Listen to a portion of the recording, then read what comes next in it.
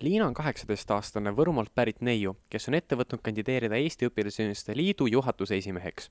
Hobi korras meeldib Liinale kõige enam tantsida, kuid on tegelenud ka näitlemise ja laulmisega, nagu üks korralik Eesti neiu ikka. Hetkel täidab ta organisatsiooni aseesimehe ametit. Kuigi tema perekonnanimi on Hirv, ei leidnud me teda mitte metsast, vaid hoopis Eesti Õpilasühenduste Liidu kontoris tööd tegemast. Ma ei ütle, et keegi peaks mind valima. Inimestel on see vabadus mind valida ja miks nad võiksid seda teha või miks see oleks parem variant kui mõni muu, ongi see, et ma ei taha lihtsalt koha peal istuda, vaid ma tahan ära teha midagi ja ma tahan parandada neid asju, mida ma olen aasta jooksul õppinud nägema, et on valesti. On tihti räägitud sellest, et juhatus vahetub liiga tihti. Ehk siis tegelikult ongi nagu arendustöö selle nimel, et inimesed ei väsiks ära. Need, kes tahavad siin teha ja kes ei tule ainult proovima, et nad ei väsiks liialt kiirelt ära, ehk siis tulebki teha sellist meeskonnatööd ja jälgida seda rohkem, kas meie aktivistid jõuavad, kas neil on siin hea olla, kas neil on piisavalt palju tuge ja juhendamist. Ehk siis sellist personalitööd iga inimesega on natukene rohkem vaja.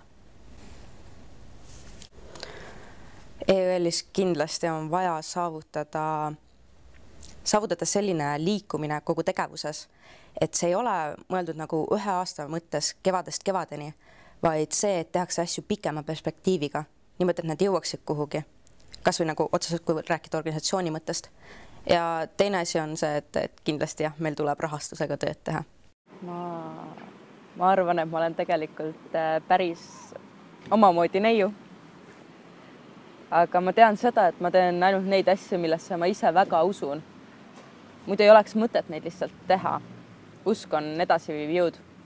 Inimene peab uskuma sellesse, mida ta teeb ja ütleb ja mõtleb.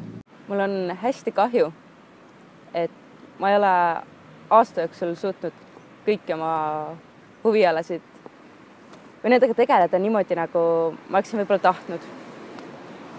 Aga siiski on nagu mõned asjad, mille juurde pöördudes ma tean, et ma puhkan neid tehes, et on nagu koht, kus välja elada. Näiteks tantsimine. Sellega on kas või see asi, et ma käisin hiljuti Viljandis tantsukursustel, kus üks loovtantsuõpetaja ütles, et mõnikord, kui inimene isegi oma sõnadega saab valetada, siis kehakeel ei valeta kunagi. Ma arvan, et see on päris tõsi. Paari nädala pärast kohtume juba siin Herbert Masingu koolis. Meid ootavad 3 päris töist päeva ja viimasel päeval saate ise otsustada, kes on õigemad inimesed juhtimaks järgmisel aastal õpilasliitu.